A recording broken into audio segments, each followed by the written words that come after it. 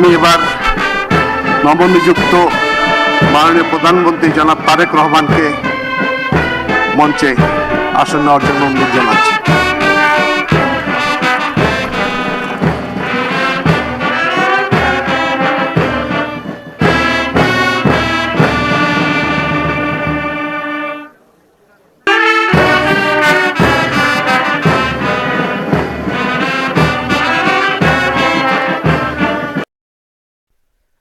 أعوذ بالله من الشيطان الرجيم. بسم الله الرحمن الرحيم.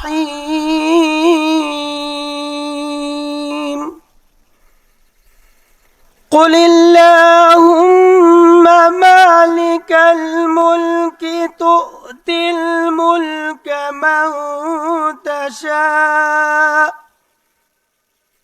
وتنزع الملك ممن تشاء وتعز من تشاء وتذل من تشاء بيدك الخير إنك على كل شيء قدير. صدق الله العظيم. 12 ফেব্রুয়ারি 2026 তারিখে অনুষ্ঠিত ত্রয়োদশ জাতীয় সংসদ নির্বাচনের ফলাফলের ভিত্তিতে গণপ্রজাতন্ত্রী বাংলাদেশের সংবিধানের 56 অনুচ্ছেদের 3 দফা অনুযায়ী রাষ্ট্রপতি ত্রয়োদশ জাতীয় সংসদের সংখ্যাগরিষ্ঠ সদস্যের আস্থাভাজন সংসদ সদস্য জনাব তারেক রহমানকে গণপ্রজাতন্ত্রী বাংলাদেশ সরকারের প্রধানমন্ত্রী পদে নিয়োগ দান করেছেন। আমি এখন নবনিযুক্ত মাননীয় প্রধানমন্ত্রী জনাব তারেক রহমানকে অনুগ্রহপূর্বক রাষ্ট্রপতি মহোদয়ের নিকট প্রধানমন্ত্রী পদের শপথ ও গোপনীয়তার শপথ গ্রহণ করার জন্য সবিনয় অনুরোধ জানাচ্ছি। নবনিযুক্ত মাননীয় প্রধানমন্ত্রীর শপথ পাঠ পরিচালনা করার জন্য রাষ্ট্রপতি মহোদয়কে বিনীত অনুরোধ জানাচ্ছি। বিসমিল্লাহির রহমানির রহিম। বিসমিল্লাহির রহমানির রহিম।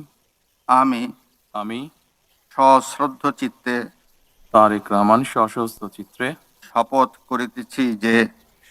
করিতেছি যে আমি আইন অনুযায়ী সরকারের প্রধানমন্ত্রী পদের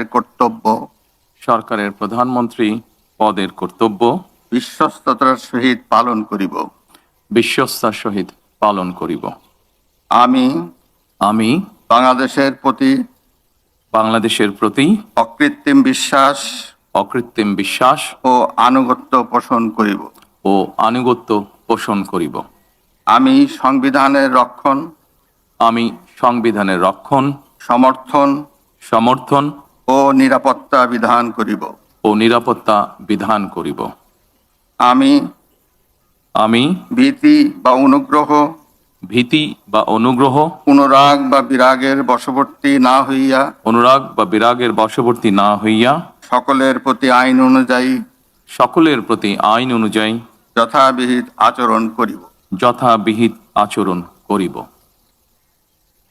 এবার মাননীয় প্রধানমন্ত্রীর গোপনীয়তার শপথ পাঠ পরিচালনা করার জন্য রাষ্ট্রপতি মহোদয়কে বিনীত অনুরোধ জানাচ্ছি।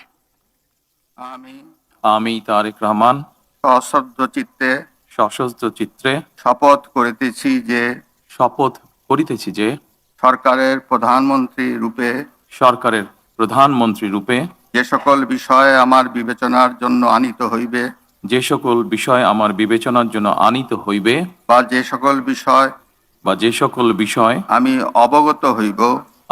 অবগত হইব তাহা প্রধানমন্ত্রী রূপে যথাযথভাবে আমার কর্তব্য পালনের প্রয়োজন ব্যতীত প্রত্যক্ষ বা পরোক্ষভাবে কোনো ব্যক্তিকে জ্ঞাপন করিব না বা কোনো ব্যক্তির নিকট প্রকাশ করিব না। ধন্যবাদ।